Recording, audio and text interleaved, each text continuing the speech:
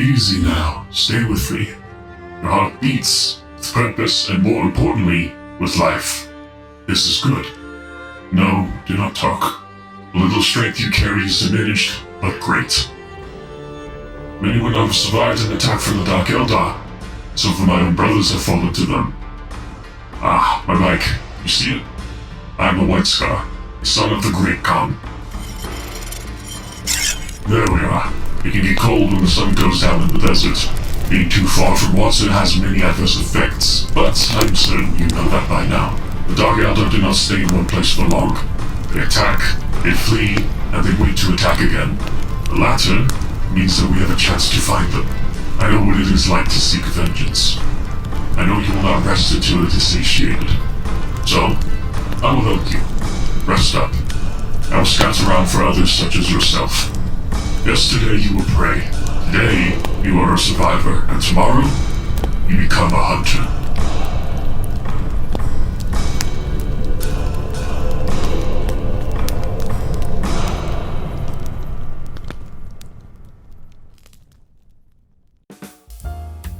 You know what's one of the best kind of characters in fiction? It's the guy who's easily underestimated. This can be done in a good and a bad way. Almost every single Clint Eastwood movie does this topic, and some Mel Gibson movies now that I think about it, except for Passion of the Christ, but you know, that's a whole other topic. The only way I can describe them is the rough around the edges boomer who still has hands. Bumblebee from Transformers is a character who I think fits this trope a lot, and he actually does it the best, I feel. He's Optimus' second in command in most iterations of the Transformers storyline, and seemingly everybody forgets the reason for that is B kicks fucking ass despite him being smaller than most Cybertronians. And fuck, don't get me started on anime, because this is a trope that is intentionally used like other shit. Well, intentionally and unintentionally by accident more often than not. I hate Naruto. I think it's trash writing, and after a certain point, frankly, during a lot of it actually, but there's this shinobi girl who has this like scroll or something, and she can draw whatever she wants and it becomes real, and I don't think there's any limitations to it. I could be wrong. One character who fits this trope that I really like is Booster Gold, who is now getting a little bit more recognition as of recent. The hero you never heard of, and he's really a fucking hero despite how he views himself a lot. From the future, gone to the past in search of fame and wealth, he comes back around to becoming a genuine hero and does the right thing. In the episode of the Justice League animated series, he literally helps close a fucking black hole, and nothing describes the White Scars better than this, being underestimated.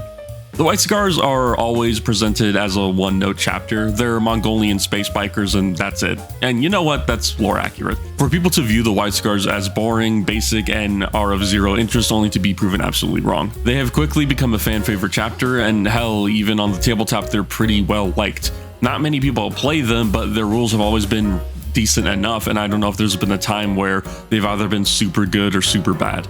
So, who are the White Scars? Where did they come from? And why does everybody underestimate them? More on that after this message. Subscribe! I really do appreciate it. My goal was to hit 10k by the end of this year, but I've kind of been slacking on content. But regardless, if you like what we do here, why don't you subscribe? Memberships are open. You get access to the Discord, a name on one of my models, which I actually need to go ahead and actually start finalizing that because there's not 50 million people who are members because of Gifted. Oh, and if you're chosen or higher, after a year, I kit bash a model in your honor to be used in my games of 40k. Also, for those who care, I'm doing an end of the year Q&A. There's a channel in the Discord if you want to pose a question to me, and there's also a post on the channel, and you can also ask a question in the comments of this video. This is going to be the last normal video for the rest of the year. The next few videos are going to be a little bit more experimental, including the Q&A and why am I forgetting what I was doing? All right, the Broken Tower lore video that's supposed to be like an hour long. I really need to get started on that. So, Jaghatai Khan, the Primarch of the White Scars. Where did this absolute fucking stud come from? Also, yes, the majority of this video is going to be glazing the Khan for obvious fucking reasons. After the Primarchs got scattered to the four corners of the galaxy, thanks to either Chaos or Erda, honestly who knows and honestly who cares, Jaghatai landed on the planet known as Mundus Planus, or literally just translating to Dull World. The locals on the planet called it Chigoris, which is a lot more probably kinder of a name. It's a world in the early stages of using black powder weaponry, and by early stages I mean like Kingdom Come Deliverance 2, where it's literally just like a gun on a stick. I don't think they actually had real firearms yet. Maybe it was mostly just like fireworks because, you know, Mongolia, China, Milan, I don't know. At the time, it was controlled by an aristocracy led by somebody who was referred to as the Palatine, which I think is also the name of a sister's unit. I don't remember. Jaghatai was found by Ong Khan and his tribe, the Talskars. Scars. In the business, we call this foreshadowing. Jaghatai, to my understanding, understood that the only way to defeat the Palatine was if the other tribes united against him, but because the steppes were constantly in a state of war, that was never going to happen. That was until Ong Khan was murdered by another tribe. Jaghatai was a kid at this point. Granted, he was a Primarch kid, so he was probably like 6 feet tall by now. Jaghatai proceeded to raise and decimate the rival clan, killing every man, woman, and child before destroying anything that remained of their history. He then went on to conquer all the other tribes in the area. If you couldn't tell, Jaghatai is very Mongolian. In real life, the Mongols were moderately reasonable people. I say moderately. There's a reason we don't know where Genghis Khan is buried, and if you don't know about that, please look it up. It's incredibly funny. A quick history lesson. The Mongols believed in diplomatic immunity, or at least they believed in the idea of don't shoot the messenger. Okay, that's a lie. They killed a lot of messengers, but they're hypocrites. Shut up.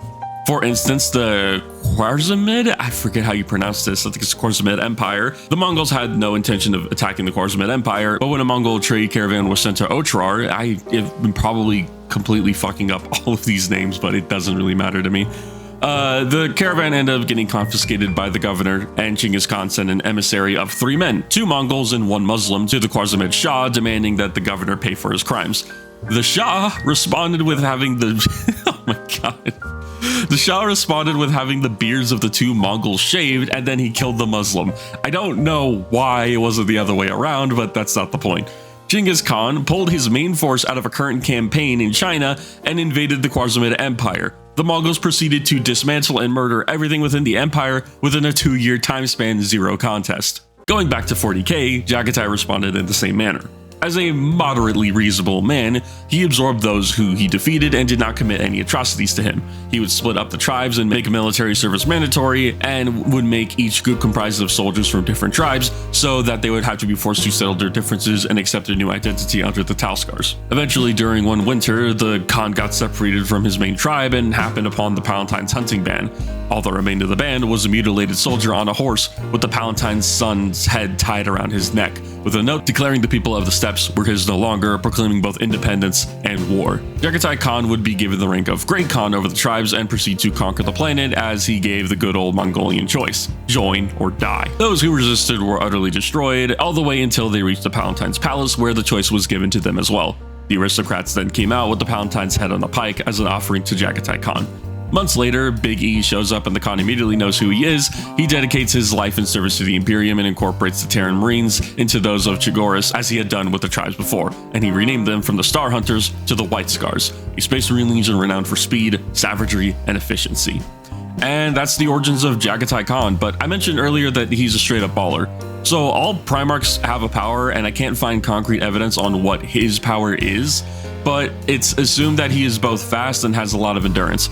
Eventually, he ends up dueling Mortarion during the Heresy, and the only reason he even got close to tired is because Mortarion is fucking Death Guard, and he's one of the most durable motherfuckers to ever exist. Regardless, there seems to be a debate on whether or not Jaghatai is immune to precognition or any ability like that, meaning that he is literally unpredictable and therefore is underestimated. Being forgotten about might literally be his Primarch ability. His true power, in my opinion, is that the Khan has a way with words that inflict psychic damage upon people. We all know the famous one where Fulgrim comments that Khan does strange things to his ship, and the Khan replied, "I hear you do strange things to your men." This is not a quote about the Khan being homophobic. The Khan is literally talking shit about how the Emperor's children have cancer and we're experimenting on one another to cure it.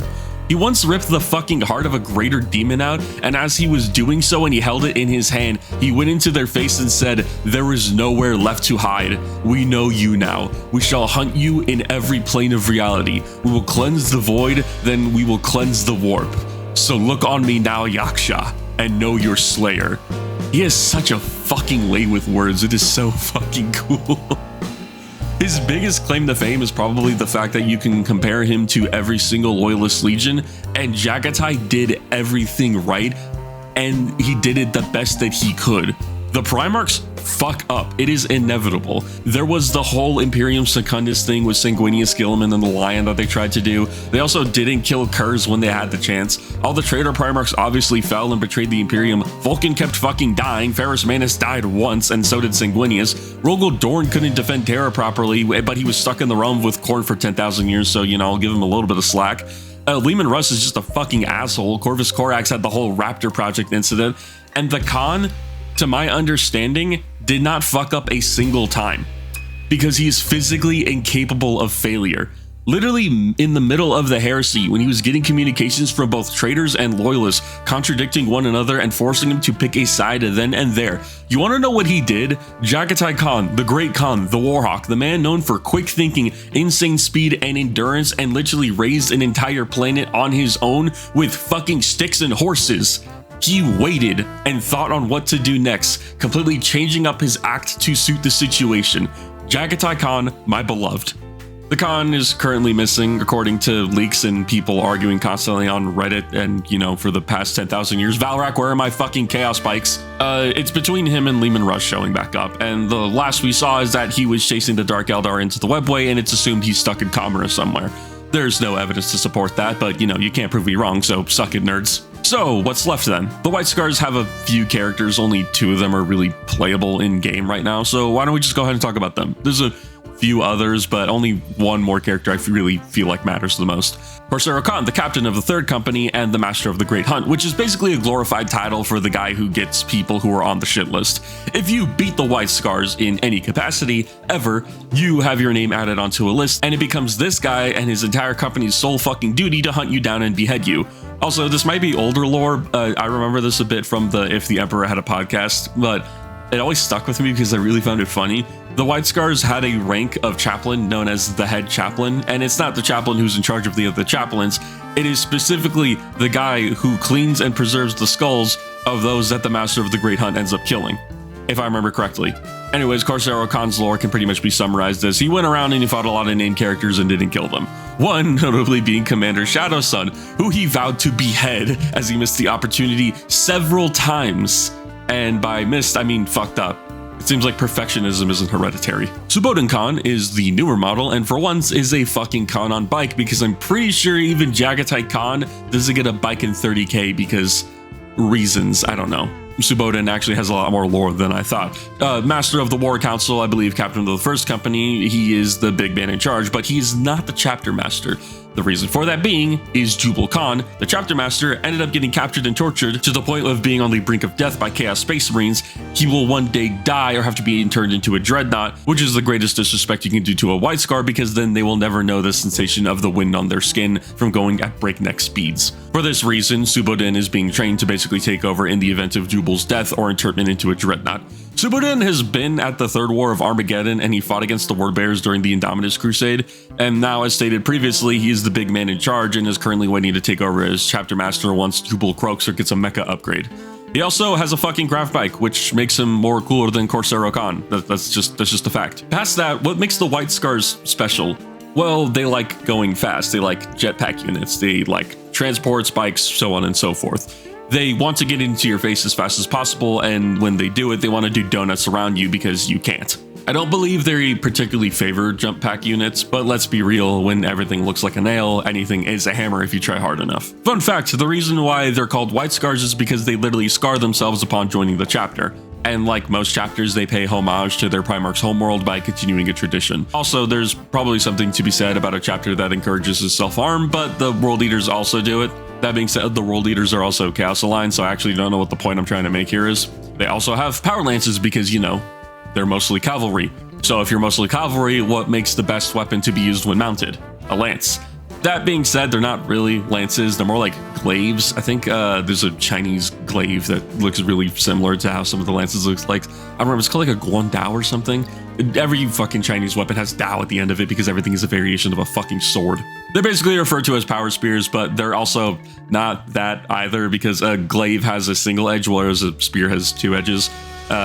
Technically speaking, lances also actually have no edges either. It's just a point, and they're shaped as to be a very pointed cone, so that way your hand is protected from incoming attacks. Why is this tangent so long? Regardless, power lances are used for what you think. Longer reach means that the White Scars can attack further from their bike without having to actually dismount or look like an idiot like Outriders. Seriously, you know how cumbersome it is to try and swing off the edge of your bike while you're wearing armor that's as heavy as a fucking tank? While you're trying to get within melee range of whoever you're hitting? You think Space Marine bikes would be stable enough that they have to lift a Space Marine? You could just run people down with the weight of their bikes so they wouldn't have to actually, hit you with melee weapons instead just hit you and splatter into you or just crunch, fucking stacking up roadkill medals like you're playing Halo. You know what the funny thing about the White Scars is, and I alluded to this earlier, Jubal Khan. Because they don't like dreadnoughts, they used to just let Battle Brothers die rather than confining them to a sarcophagus. In more recent lore, this has been changed, obviously, because GW doesn't want your army list to be non-canon. First off, who gives a shit? Secondly, if you're really that concerned, most dreadnoughts move faster than infantry, and it's only a few less inches than vehicles. But if you really care about aesthetics, slap on some tank tracks onto a dreadnought and watch as Grandpa doesn't suffer from PTSD, but he suffers from nostalgia. Oh, right. So Fulgrim made that comment a while ago, hence Jagatai's non-homophobic phrase. Fulgrim claimed that the Khan did strange things to his ship.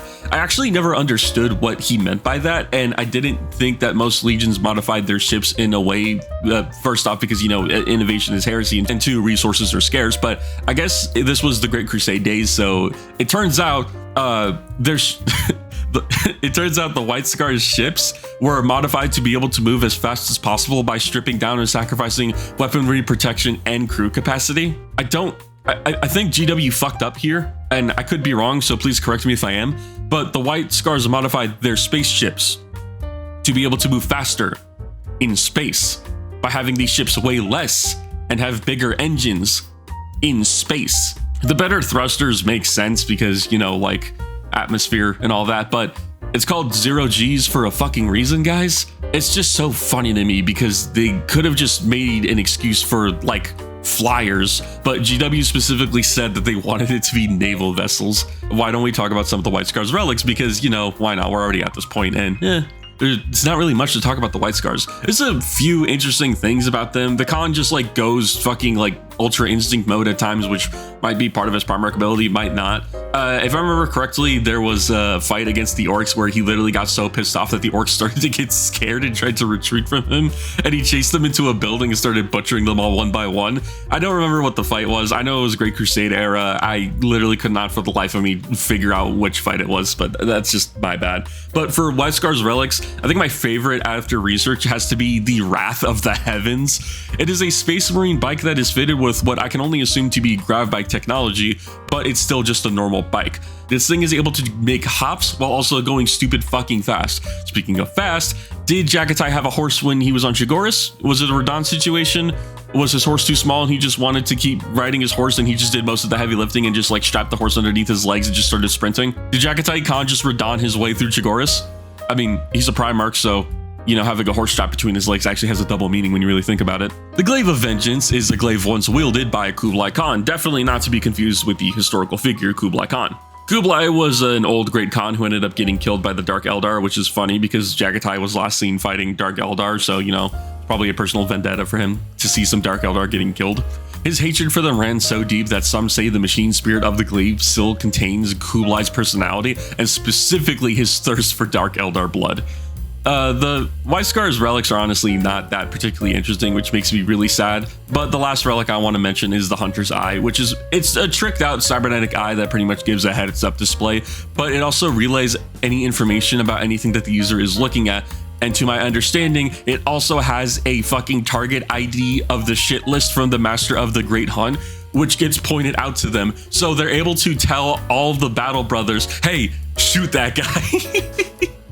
Oh my god. And they will proceed to murder the dude so fucking hard that the fucking background radiation will feel it for the next few millennia. And all in all, as short as this video is, and I mean, as late as it is, I apologize for that, but that is the White Scars. There's not much to them, and I know I'm missing probably a few more bits of lore, and honestly, if I just like go back and look at the Discord and I look at the, hey Shedman, don't forget, there's really not much else about the White Scars, in all honesty.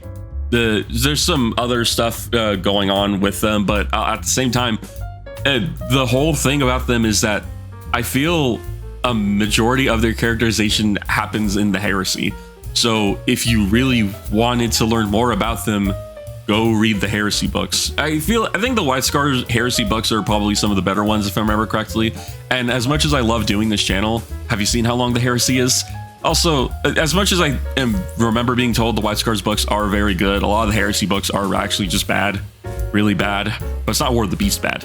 So why like the White Scars? Why be a fan of them? Aside from the Mongolian influence and the cool shit that's going on here and there, they're just decent guys. They go in, they do their job, and they have fun with it, and it's all for the love of the game. The White Scars are the perfect legion through and through. Past Ultramarines, past Imperial Fists, past Raven Guard, past literally any other Loyalist Legion or Loyalist chapter. They barely fuck up. Their Primarch didn't die, and when all was said and done, even at the darkest hour, Jaghatai was the strongest mentally of all of his brothers. He never cracked under pressure, and if you pushed, he shoved. If you hit, he hit harder. He was the greatest ally to have and a terror on the battlefield, and his loyalty was so infallible, to the point where even when Mortarion was trying to persuade Jaghatai and feed him lies, and frankly, some of them weren't even lies, the Emperor was just a piece of shit, Jaghatai was still stalwart in his belief in the Imperium. It was never the Emperor that he fought for. Jaghatai and the White Scars fought for mankind, first, foremost, and always. But why aren't they that popular? They don't care. A job well done is the greatest reward any of them can ask for. Because through all the war, destruction, and death, there is still an Imperium that exists because of them. People get to see the sunrise one more time because they don't fail at their duty to protect the Imperium from its many enemies. They don't go around talking shit like they're the best thing since sliced bread. They don't brag, they don't care. They are a people who lived in mud and blood, and when even conquering their world, went back to their normal, semi-peaceful lives of living in squander. They are a people who lived on the edge of the Imperium, who now live on the edge of the Great Rift. Their world is in the presence of death itself more than ever. But what does death mean to the warriors who laugh? To quote from Jaghatai Khan and Sanguinius, actually, "Do you see me? What will be the consequences of inaction? I see fire and blood and a world laid to waste if you do not act. And if I act," said the Khan. Sanguinius opened his eyes to look at him. "There is a grave risk to you, a confrontation unlooked for, and if you survive, a flight from one danger into greater peril. Who will I face? I cannot divine. Will I save lives?" Sanguinius nodded. "Many." "That is what I was made for," said the Khan. "I will ride out." Thanks for listening. And thank you to these channel members. Like I said, this video is late and I'm sorry. And the schedule's going to be a bit weird because I'm moving. I'm not moving. I don't know what's going on anymore. I'll figure it out. The next few videos are going to be something a little bit different. I'm thinking about doing something narrative next time. It'll be a little bit easier on me while I'm making the actual big Broken Tower video. And I hope you like it. As always, like I said, thank you to these channel members. That being, and I'm pretty sure this list is up to date. If it's not, I'm going to shove my head into a wall. The Hog, Kitty Cat Enjoyer, Javier Soto, Mount Papa 11, Overdraft Perfection, Grim, Envy, Zachary Y, Koyoshin, The God Emperor of R, Alexander McCabe, Ritz, Arctic Berserker, Adam M, Omidium, Captain Bubbles, and Corspore. And as always, thank you to these absolute psychopaths, John, Papa John Stumo, I See Go 11, Crazy Axeman, Commander Apo CC1119, Solace in the Void, Nameless Ghoul Easy, or Nameless Ghoul Ease, Nameless Ghoul Ez, you still haven't told me how I'm supposed to pronounce it, Never Lost Man, Gap G, Dism, Up Up Down Down Left Right, Human Spirit Indomitus, Felix, Istra, Robbie Nito, and Ape Brain Esquire, you absolute sociopath. I am getting sick of you murdering me in a Space Marine 2. This channel exists because of you all. As much as, I am, heavy quotations, doing the heavy lifting, you guys give me the confidence and I don't want to necessarily say the monetary incentive because that just sounds that just sounds disgusting. But you give me motivation is what I'm trying to say to keep doing this channel. And it reminds me that people still do like what I do. We had a game night recently and that was really fun. I plan on doing those more often if you're in the Discord and you ever want to try to join for some of those. But next video, it's going to be Trench Crusade. Probably. I'll see y'all later.